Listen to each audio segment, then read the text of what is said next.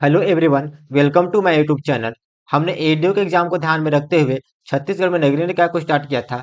आज जो हमारी क्लास होगी नगर पंचायत की आखिरी क्लास होगी। इससे पहले हमने 2 क्लास लिया है। यदि उसको नहीं देखे हैं तो जाके देखिए, ताकि आज की क्लास आपको बेहतर ढंग से समझ में आ जाए।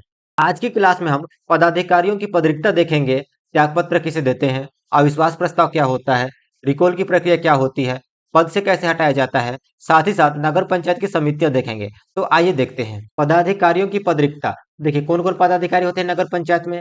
एक होंगे पार्षद, जो कि क्या होते हैं, वार्डों के प्रमुख होते हैं। दूसरा क्या होते हैं, अध्यक्ष, नगर पंचायत अध्यक्ष, जो नगर पंचायत का प्रमुख होता है। साथ ही साथ नगर पंचायत का उप प्रमुख, जो क्या होता है, उपाध्यक्ष होता है। ये 3 पदाधिकारी होंगे।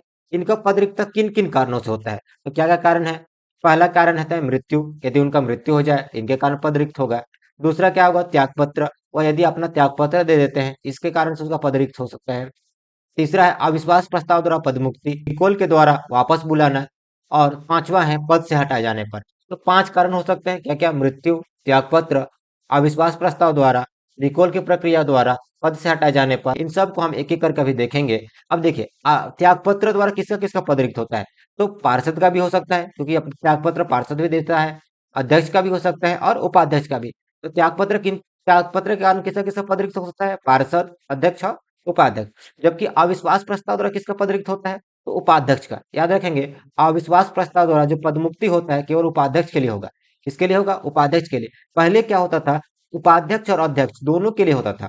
अविश्वास प्रस्ताव द्वारा उपाध्यक्ष और अध्यक्ष दोनों की पदमुक्ति होता था। लेकिन अभी जब 2024 में वर्तमान में जो संशोधन हुए हैं, इसके तहत केवल उपाध्यक्ष के लिए हो सकता है, अध्यक्ष के लिए नहीं। अध्यक्ष की पदमुक्ति कैसे हो सकती है, तो अध्यक्ष की जो पदमुक्ति है रिकॉल के द्वारा वापस बुलाना। मतलब क्या होता है, इसमें नगर पंचायत के जो पूरे मतदाता हैं पूरे इसमें भाग लेते हैं, और इसके तहत अध्यक्ष को क्या किया जाता है, रिकॉल की प्रक्रिया द्वारा वापस बुलाया जाता है। वापस का मतलब ये है कि पद से हटाना है। और पांचवा है पद से हटाना। किसको हटाएंगे, पार्षद को। याद रखें किन किन कारणों से किनका पद रिक्त होता है। त्यागपत्र से किसका किसका हो सकता है, पार्षद, अध्यक्ष और उपाध्यक्ष का। अविश्वास प्रस्ताव द्वारा केवल उपाध्यक्ष का। रिकॉल के प्रक्रिया द्वारा किसका, अध्यक्ष का। जबकि पद से किसे हटाया जाता है, पार्षद का। त्यागपत्र अभी बताया कि त्यागपत्र के कारण किसका किसका पद रिक्त होता है, तो पार्षद का भी होता है, पार्षद का भी होता है, अध्यक्ष का भी होता है और उपाध्यक्ष का। पार्षद, अध्यक्ष और उपाध्यक्ष का। लेकिन कौन किसको त्यागपत्र देगा, इसको याद रखेंगे। देखिए पार्षद और उपाध्यक्ष, पार्षद और उपाध्यक्ष दोनों के लिए याद रखेंगे कि ये दोनों अपना त्यागपत्र अध्यक्ष को देते हैं। पार्षद और उपाध्यक्ष जो है अपना त्यागपत्र नगर पंचायत के अध्यक्ष को देते हैं। अध्यक्ष के लिए याद रखेंगे, अध्यक्ष अपना त्यागपत्र मुख्य नगर पंचायत अधिकारी, मतलब किसको देते हैं, सीएमओ को देते हैं। पार्षद और उपाध्यक्ष किसको देंगे, अध्यक्ष को। जबकि जो नगर पंचायत अध्यक्ष है किसको देगा, मुख्य नगर पंचायत अधिकारी सीएमओ को देगा। सीएमओ किसको भेजेगा, तो सीएमओ राज्य सरकार को भेजता है। जो अध्यक्ष होता है अपना त्याग पत्र किसको देगा, सीएमओ को देगा, मुख्य नगर पंचायत अधिकारी को। और वह जो है अपना, वह है ये त्याग पत्र को राज्य सरकार को भेजता है। तो सीएमओ किसके पास भेजेगा, जो त्याग पत्र है वो राज्य सरकार के पास भेजेगा। बताया कि पार्षद अपना त्यागपत्र किसको देंगे, अध्यक्ष को देंगे। पार्षद अपना त्यागपत्र नगर पंचायत अध्यक्ष को। अध्यक्ष अपना त्यागपत्र किसको देंगे, मुख्य नगर पंचायत अधिकारी सीएमओ को देंगे, जो किसको, राज्य सरकार को अग्रेसित करेगा। राज्य शासन या राज्य सरकार क्या करेगा, अग्रेसित करेगा। साथ ही साथ उपाध्यक्ष अपना त्यागपत्र नगर पंचायत अध्यक्ष को देते हैं। पार्षद और उपाध्यक्ष को एक साथ याद रखेंगे कि वो किसको देते हैं, नगर पंचायत अध्यक्ष को। जबकि अध्यक्ष अपना त्यागपत्र किसको देगा, सीएमओ को देगा। अविश्वास प्रस्ताव, तो अविश्वास प्रस्ताव के बारे में सबसे पहले क्या याद रखेंगे कि अविश्वास प्रस्ताव किसके खिलाफ लाया जाता है, उपाध्यक्ष के खिलाफ। किसके खिलाफ, उपाध्यक्ष को। उपाध्यक्ष को पद से हटाने के लिए लाया जाता है। किसके द्वारा लाया जाएगा, तो याद रखेंगे पार्षदों के द्वारा लाया जाएगा। निर्वाचित जो पार्षद होते हैं उनके द्वारा लाया जाएगा। किसके खिलाफ, उपाध्यक्ष के खिलाफ। पहले क्या होता था, अध्यक्ष के खिलाफ भी अविश्वास प्रस्ताव लाया जाता था, क्योंकि पहले क्या होता था, अध्यक्ष का जो चुनाव है अप्रत्यक्ष रूप से होता था। अध्यक्ष का चुनाव कैसे होता था, अप्रत्यक्ष। लेकिन वर्तमान में देखें, अध्यक्ष का चुनाव प्रत्यक्ष रूप से होता है। इसलिए अब अध्यक्ष के खिलाफ अविश्वास प्रस्ताव नहीं लाया जा सकता। अविश्वास प्रस्ताव सिर्फ उन्हीं के खिलाफ लाया जा सकता है जिनका चुनाव अप्रत्यक्ष रूप से हो। नगर पंचायत में केवल उपाध्यक्ष का जो चुनाव है अप्रत्यक्ष रूप से होता है, इसलिए अविश्वास प्रस्ताव उपाध्यक्ष के खिलाफ लाया जाएगा। प्रक्रिया कैसे शुरू होती है, तो प्रक्रिया में क्या होता है, प्रस्ताव में 1/6 पार्षदों के हस्ताक्षर के साथ कलेक्टर को सौंपा जाएगा। नगर पंचायत में पार्षदों की संख्या कितनी हो सकती है, कम से कम 15, अधिकतम कितनी हो सकती है, 40 हो सकती है। कम से कम 15, अधिकतम कितना, 40। मान लीजिए किसी नगर पंचायत में जो पार्षदों की संख्या है 36 है। कितना मान लेते हैं, 36 है। इनमें से इनमें से 36 का 1/6 मतलब कितना निकलेगा 6। यदि संख्या 36 है तो कम से कम 6 पार्षदों के हस्ताक्षर के साथ जो प्रस्ताव है कलेक्टर को सौंपा जाएगा।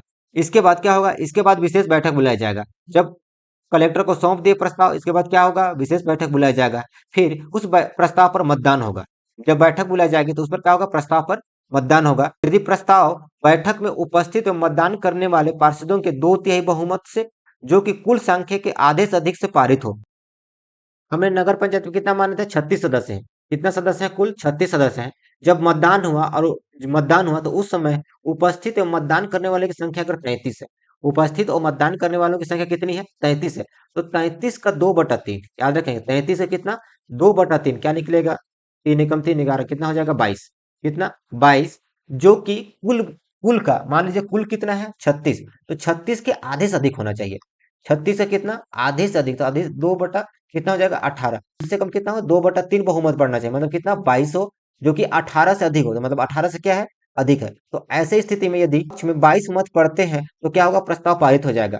यदि कुल संख्या कितना है 36 है, तो कम से कम कितने मत पड़ेंगे तो प्रस्ताव पारित होगा, कम से कम 22 मत पड़ेंगे तो क्या होगा, प्रस्ताव पारित होगा। यदि प्रस्ताव पारित हो गया तो उपाध्यक्ष को अपना पद से त्यागना पड़ेगा।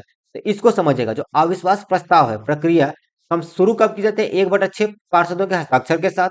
इसमें बहुमत क्या होता है, यदि प्रस्ताव में बैठक में उपस्थित और मतदान करने वालों का 2/3 बहुमत, याद रखेंगे उपस्थित और मतदान करने वालों का 2/3 बहुमत, जो कि कुल संख्या के आधे से अधिक हो। मैं समझाया कैसे होता है। रिकॉल के द्वारा वापस बुलाना, देखिए रिकॉल के द्वारा वापस किसको बुलाया जाता है, अध्यक्ष को। मैं बताया था किसको बुलाया जाता है, अध्यक्ष को। अब रिकॉल की प्रक्रिया क्या होती है, कैसे संपन्न होती है, निर्वाचित पार्षदों की कुल संख्या के कम से कम 3/4 पार्षदों द्वारा प्रस्ताव पर हस्ताक्षर कर कलेक्टर को सौंपा जाएगा। इसका मतलब समझिए, मतलब पार्षदों की संख्या कितनी हो सकती है, 15 से कितना हो सकती है 40, कम से कम 15, अधिकतम कितनी हो सकती है 40। यदि मान लेते हैं हम किसी नगर पंचायत में अधिकतम जो संख्या कितनी है 40 है, उसका 3/4, उसका कितना 3/4 बोले तो 4 एकम 4, 4 एकम 4 कितना निकल गया 30।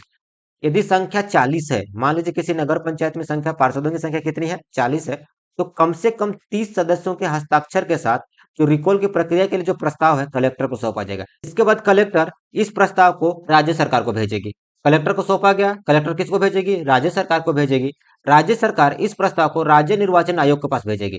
कलेक्टर किसको भेजेगी, राज्य सरकार को। राज्य सरकार किसको भेजेगी, राज्य निर्वाचन आयोग के पास।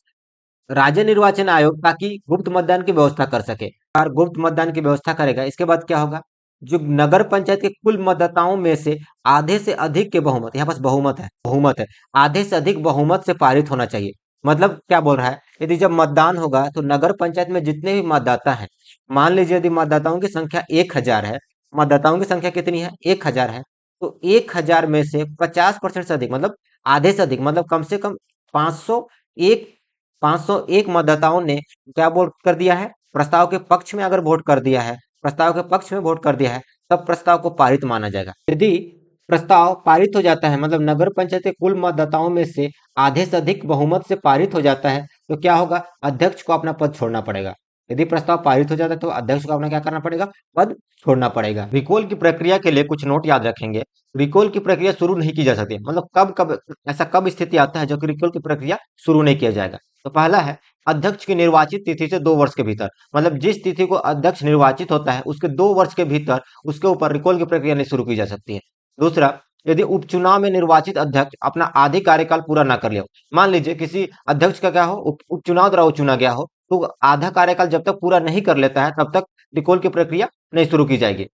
नगर पंचायत के पार्षदों को हटाया जाना, देखिए नगर पंचायत के पार्षदों को हटाया जाता है, कौन हटाता है, इसके लिए याद रखें कलेक्टर। कौन हटाता है, कलेक्टर। इसके द्वारा हटाया जाएगा, कलेक्टर के द्वारा हटाया जाएगा। लेकिन उसका आधार क्या होगा, नगर पंचायत के पार्षद को हटाने का आधार क्या क्या हो सकता है। पहला आधार है, यदि पार्षद के रूप में बने रहना लोकहित और नगर पंचायत हित के लिए अवांछनीय नहीं हो, मतलब क्या है, उसका पद पर बने रहना लोकहित के लिए और नगर पंचायत हित के लिए सही नहीं है, तब की स्थिति में क्या होगा, पार्षद को हटाया जा सकता है। दूसरा क्या है, यदि वह निर्वाचित पार्षद उस वर्ग का नहीं हो जिस वर्ग के लिए सीट आरक्षित है। जैसे कि मान लीजिए कोई सीट एसटी के लिए आरक्षित है और जो पार्षद है एससी से चुन लिया गया हो। मान लीजिए एसटी सीट के लिए क्या था, आरक्षित था, लेकिन वह गलत तरीके से क्या हो, एससी है, फिर भी वो क्या एसटी सीट से चुन लिया गया है, तो यदि एसटी सीट से चुन लिया गया है तब भी उसको पद से हटाया जाएगा। तीसरा आधार क्या हो सकता है, यदि एक पार्षद विधि व्यवसायी होते हुए भी अन्य किसी व्यक्ति की ओर से नगर पंचायत के विरुद्ध कार्य करता हो, मतलब क्या है, वो व्यवसायी है, इसके साथ ही साथ अन्य व्यक्ति की ओर से नगर पंचायत के विरुद्ध क्या कर रहा है, कार्य कर रहा है, तो उसको पद से हटाया जा सकता है। चौथा क्या होगा, अशोभनीय आचरण के कारण जनहित में कलेक्टर पार्षद को पदमुक्त कर सकता है। अशोभनीय आचरण मतलब उनका आचरण सही नहीं हो, तब की स्थिति में क्या कर सकते हैं, उसको हटाया जा सकता है। यदि संबंधित निकाय द्वारा उस पार्षद को पद से हटाए जाने के लिए संकल्प पारित कर लिया गया हो। अब देखिए, ये जो संकल्प है कौन करेगा, नगर पंचायत के पार्षद ही क्या करेंगे, संकल्प पारित किए कि हमें एक जो पार्षद है उसको क्या करना है, पद से हटाना है। ये संकल्प कैसे पारित होना चाहिए, संकल्प पारित होगा संबंधित स्तर, मतलब जैसे नगर पंचायत में है तो नगर पंचायत के समस्त पार्षदों के 2/3, समस्त पार्षदों के क्या है, 2/3, मतलब मान लीजिए नगर पंचायत में कुल 36 पार्षद है, तो 36 पार्षद का क्या निकलेगा, 2/3, मतलब तो 3 एकम 3, 12 तिया 36, 12 दूनी कितना हो जाएगा, 24। 36 सदस्य हैं तो कम से कम 24 सदस्य जो हैं उस पार्षद को हटाने के पक्ष में हो, तब उसे पद से हटाया जा सकता है। तो याद रखेंगे ये आधार थे। अपील मतलब पार्षद अपना अपील किसके पास कर सकता है, अगर पार्षद को पद से हटाया गया तो अपील किसके पास करेगा, याद रखेंगे जो पार्षद है राज्य सरकार के पास अपील कर सकती है, और राज्य सरकार ऐसी अपील की सुनवाई के बाद ही उचित आदेश पर पारित से हटाए जाने के कारण क्या करेगा, अपील करेगा, किसके पास करेगा, राज्य सरकार के पास करेगा, याद रखेंगे राज्य सरकार, और अपील की सुनवाई करेगा, इसके बाद आदेश पारित करेगा, इसके बाद ही राज्य सरकार क्या करेगा, आदेश पारित करेगा। आकस्मिक रिक्तता को भरे जाना, मतलब पद रिक्त है तो उसको कैसे भरा जाएगा, तो उपचुनाव के द्वारा। यदि नगर पंचायत का अध्यक्ष या पार्षद का पद रिक्त हो जाता है और यदि शेष कालावधि 6 माह से अधिक बचा हो, शेष जो कार्यकाल है 6 माह से कितना हो, अधिक बचा हो, तो उपचुनाव की प्रक्रिया द्वारा पद भरा जाएगा। याद रखेंगे कम से कम उनका कार्यकाल 6 माह से क्या होना चाहिए, अधिक हो। यदि 6 माह से कम हो तो उपचुनाव नहीं होगा, 6 माह से अधिक हो तो उपचुनाव होगा, इसके बाद क्या होगा, पद भरा जाएगा। नगर पंचायत के लिए गठित समितियां, नगर पंचायत के लिए जो गठित समितियां हैं उसमें से प्रमुख एक है प्रेसिडेंट इन काउंसिल समिति। क्या है, प्रेसिडेंट इन काउंसिल समिति, इसका गठन कौन करता है, तो याद रखें प्रेसिडेंट इन काउंसिल समिति का गठन कौन करेगा, इसका गठन करता है नगर पंचायत का अध्यक्ष। कौन करेगा, नगर पंचायत का अध्यक्ष। कब, इनमें सदस्य कितने होते हैं, तो याद रखेंगे प्रेसिडेंट इन काउंसिल समिति में 6 सदस्य होते हैं, जिनमें से एक अध्यक्ष होता है, एक क्या होगा, अध्यक्ष होगा, और जबकि 5 जो सदस्य होंगे, 5 पार्षद होंगे, 5 क्या होंगे, पार्षद में से चुना जाएगा। समिति का कार्य क्या होगा, समिति का कार्य क्या होगा, विभिन्न विषयों पर निर्णय लेना, विभिन्न विषय पर क्या है, निर्णय लेने का काम होगा। और जो समिति का जो सदस्य है इनका जो कार्यकाल होगा, ये होगा अध्यक्ष के प्रसाद पर्यंत, मतलब जब तक अध्यक्ष चाहेगा तब तक इसका क्या होगा, पार्षदों का कार्यकाल होगा, जब चाहेगा इसका विखंडित कर देगा। और साथ ही साथ ये भी याद रखेंगे प्रेसिडेंट इन काउंसिल समिति का अध्यक्षता कौन करता है, अध्यक्षता के लिए कौन करेगा, गठन कौन करता है, नगर पंचायत अध्यक्ष। कौन करेगा, नगर पंचायत का अध्यक्ष करेगा। कौन करेगा, नगर पंचायत का अध्यक्ष करेगा। गठन किसके द्वारा, अध्यक्ष के द्वारा। सदस्य कुल 6 होते हैं, एक क्या होंगे, अध्यक्ष, और 5 क्या होंगे, पार्षद होंगे। दूसरा, अध्यक्षता कौन करेगा, नगर पंचायत का अध्यक्ष, बताया भी। अधिकार क्या होगा, नगर पंचायत के विभिन्न विषयों पर निर्णय लेने का अधिकार होगा। साथ ही साथ कार्यकाल, तो समिति के सदस्य नगर पंचायत के अध्यक्ष के प्रसाद पर्यंत, मतलब जब तक अध्यक्ष चाहेगा तब तक वो क्या है, पद पर बने रहेंगे। परामर्शदात्री समिति, साथ ही साथ नगर पंचायत की वार्ड समिति, और है मोहल्ला समितियां। ये जो समितियां हैं ज्यादा इंपॉर्टेंट नहीं है, इसलिए इसको बस नाम याद रखिए। 4 क्या क्या, सलाहकार समितियां, परामर्शदात्री समिति, नगर पंचायत की वार्ड समिति, मोहल्ला समितियां। हमने नगर पंचायत को अच्छे से देख लिया। कल की क्लास में हम नगर पंचायत की एमसीक्यू करेंगे। एमसीक्यू करने के बाद आपका पूरा रिवीजन हो जाएगा। यदि किसी प्रकार का डाउट हो तो कमेंट कीजिए। यदि क्लास अच्छा लगा हो तो चैनल सब्सक्राइब कर लीजिए, साथ ही साथ बेल आइकन प्रेस कर लीजिए, ताकि आगे आने वाली क्लास की नोटिफिकेशन आप तक पहुंच सके।